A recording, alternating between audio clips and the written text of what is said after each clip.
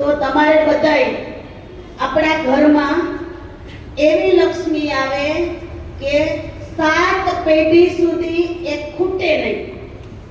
અને લક્ષ્મી આવે ને, જે પૈસો લક્ષ્મી આવે ને, સુખ શાંતિ સમૃદ્ધિ સાથે આવે.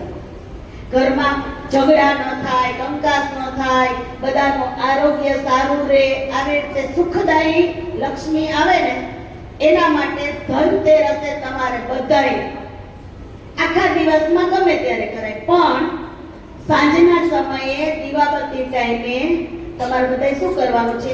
એક મમ્મી પપ્પાને સાથે રાખીને, બા દાદા મમ્મી પપ્પા બધાને સાથે રાખીને કહેવાનું કે ચાલો આપણે લક્ષ્મી પૂજન કરવું છે. અને લક્ષ્મી પૂજન કરવા માટે તમારે પાટલો લેવાનો એક, બરાબર? પૂર્વ દિશામાં બેસી પાટલો રાખી પાટલા ઉપર એક ધોયેલો રૂમાલ પાથરવાનો. આ રૂમાલ પથરાઈ જાય પછી ચોખાની નાની ડગલી કરવાની. આ ડગલી ઉપર તાંબાનો પાણી ભરેલો લોટો મૂકવાનો, બરાબર? તાંબાનો ન હોય તો સ્ટીલનો લોટો, લોટો ન હોય તો ગ્લાસ મૂકી દેવાનો, ટપુડી મૂકી દેવાની, જે કંઈ, બરાબર? પાણી ભરેલો લોટો મૂકી પછી ઉપર એક વાટકો રાખવાનો અને આ વાટકામાં મમ્મી પપ્પાનો એક સોનાનો દાગીનો, વીંટી કે જે કંઈ, એ ન હોય તો ચાંદીનો સિક્કો લક્ષ્મીજીનો, એ પણ અવેલેબલ ન હોય તો 1 રૂપિયાનો સિક્કો કે 5નો સિક્કો મૂકી અને ત્યારે પૂજન કરવાનું. હળદર, આપણે જે મસાલિયામાં વાપરીએ ને, આપણા મસાલિયામાં હોય ને રસોડામાં, એ હળદરની ચપટી, કંકુ, ચોખા અને લાલ રંગનું ફૂલ ચડાવવાનું. અને ચડાવતા શ્લોક બોલવાનો.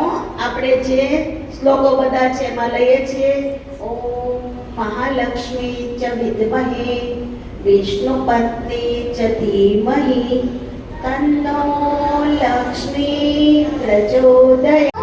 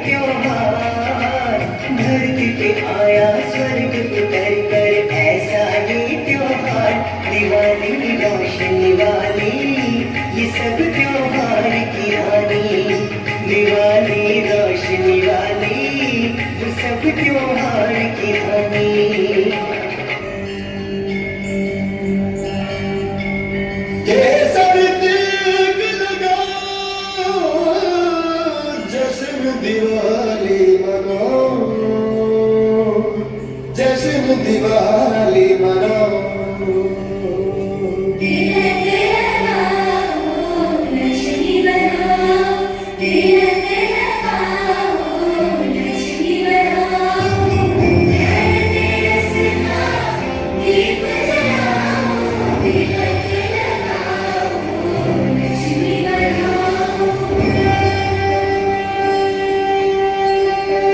जब से राम जी पधारे वनवास से, खुशियाँ लाए वो भर के अपने आंगने, रूठे रिश्तों को फिर से मनाने, पधारे अपनों को अपनों से मिलाने।